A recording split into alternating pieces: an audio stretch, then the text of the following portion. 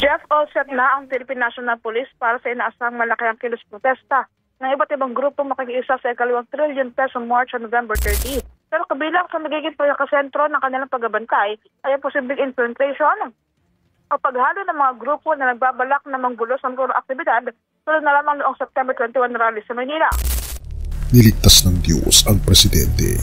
Ramon Tulfo nakita ang threat bago pa Manila gawin ang masamang plano laban sa Pangulong Bongbong Marcos. Kaya nga sabi ko sa inyo hindi organized ang mga DDS. Meron at meron dyan, ang iba nag-iistiya lamang. Ang sarili ko at alam ko na first in line ako sa succession, wala nang tanong doon kung ano ang gagawin ko. Tunay nga ang binabanggit ng banal na kasulatan na ang mga inuluklok ng ating Panginoong Diyos ay iingatan basta tayo ay nasa tamang landas. Halika, atin itong pag-usapan mga kaibigan.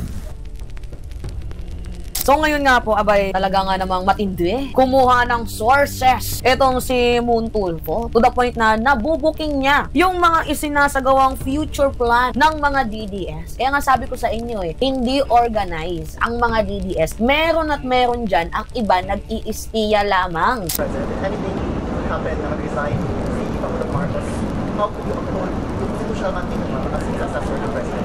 In case of course, there is no question about my readiness. Pinesenta ko sa inyo yun. Ang sarili ko at alam ko na first in line ako sa succession. Wala nang tanong doon kung ano ang gagawin ko. Yun ang mandate sa akin ng Constitution. At alam ko yun nung ako ay tumakbo. At binoto ninyo ako as Vice President knowing that I am the first in line. Hindi mo dapat ito makita.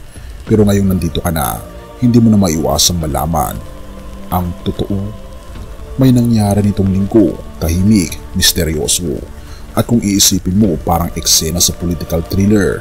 Therefore, kailangan mong manatili hanggang huli kung gusto mong malaman kung sino ang mutik na mauna sa Pangulo o sino ang nakauna sa kanila. Ang pulong na hindi dapat mangyari pero nangyari. Last Sunday, sa Quezon City Sports Club daw, ayon kay Ramon Tulfo. Oo, doon mismo, may isang pulong na hindi alam ng karamihan. Tahimik, walang media, walang announcement, walang press. Pero ang mga dumalo, hindi ordinaryong tao, former mayors, former councilors, mga kilalang DDS operators na matagal ng tulog, pero ngayon parang muling ginising. Therefore, dapat mong malaman, hindi ito simpleng reunion, hindi ito simpleng meeting, may bitbit silang plano. At hindi maganda, ang unang target, Speaker Bogie D. Ayon pa kay Ramon Tulfo, ang isa sa mga goal nila ay tanggalin si Speaker Bogie D. At goal number 2, ipasok si Gloria Macapagal Arroyo bilang bagong speaker. Bakit? Simple. Because once they control the speaker seat, therefore they control the house. At kapag kontrolado na nila ang house, kontrolado nila ang susunod na plano. Halika, basahin pa natin ang post ni Ramon Tulfo. Nagpatawag ng malaking meeting ang mga DDS sa Quezon City Sports Club noong Sunday. Ang mga dumalo ay former mayors, councilors at iba pa. Isa sa agenda nila ay kumbinsihin ang kanilang mga congressman na palitan si Bogie D ni Gloria Macapagal Arroyo bilang House Speaker. Following the DDS playbook, isusunod nila ang impeachment kay Marcos Jr. kapag walang nangyari sa rally nila sa November 30, 2025. Boom! Isang napakalaking pasabog mga kaibigan dahil ang totoong target pala ay si PBBM. Hindi si Bogie D ang totoong target.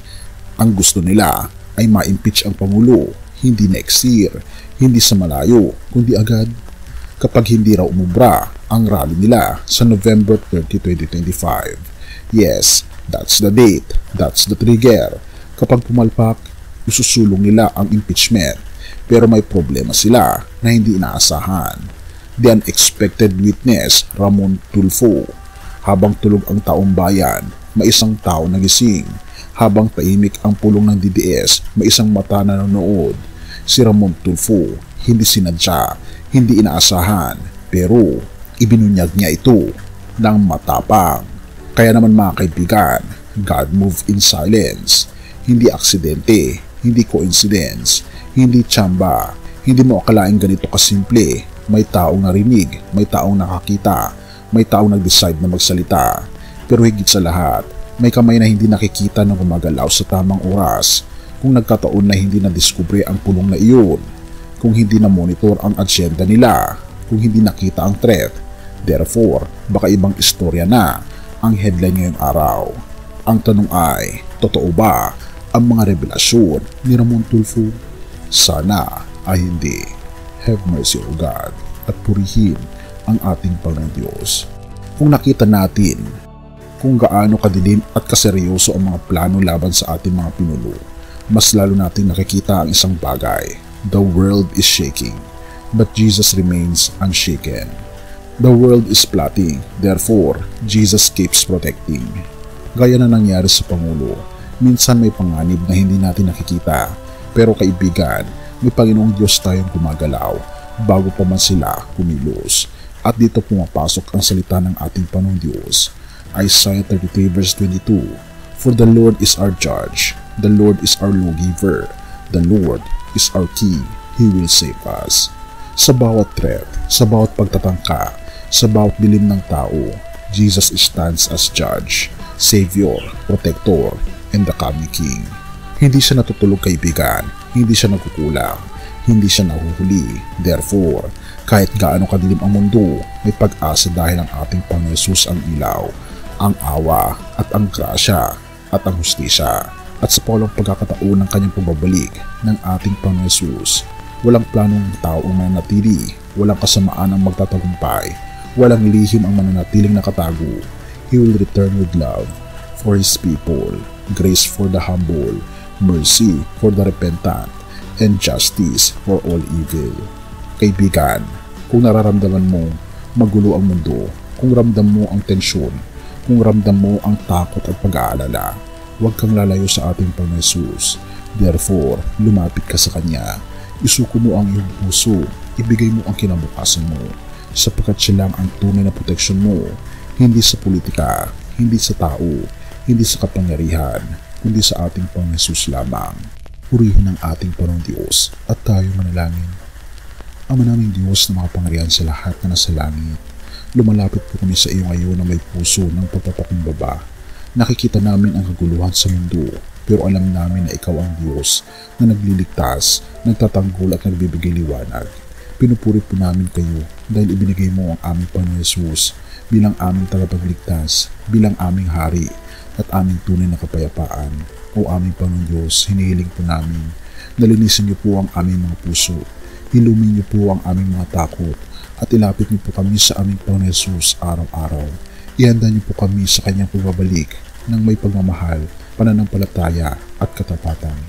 Pinupuri po namin kayo at pinapasalamatan, O aming Panginoon Diyos, at iligtas po ninyo ang bawat isa. Salamat po sa pag-ibig niyo sa amin at gabayan po ang aming gobyerno, ang aming Pangulo, gayon din Panginoon ang lahat ng leaders sa mundo at lahat ng tao sa mundo. Salamat po Panginoon Diyos sa inyo pong pag-ibig sa amin at patnubayan niyo po kami at patawarin po kami sa lahat ng aming mga pagkukulang at pagkakasala, sapagkat ito po ang aming samot hiling sa matamis na pangalan ng aming Panginoon Hesus. Amen. Bago natin ipagpatuloy, kaibigan, siya nga pala ang Great Controversy, na isa sa mga pinaka-kontrobersyal na libro dahil tumutukoy ito sa mga propesiya sa libro ng Daniel at Revelation na nagaganap na sa panahon natin ngayon. Bago ang pagdating ng ating Panginoong Diyos ay pinamimigay na namin ng libre sa pamamagitan ng PDF. At ito ay nasa limited lamang na panahon, kaya i-click mo sa description sa baba upang ma-avail mo, kaibigan, ang napaka-importanteng libro ito na magbubukas sa iyo sa mas maliwanag mong hinaharap. Purihin ang ating Panginoong Diyos at tayo magpatuloy.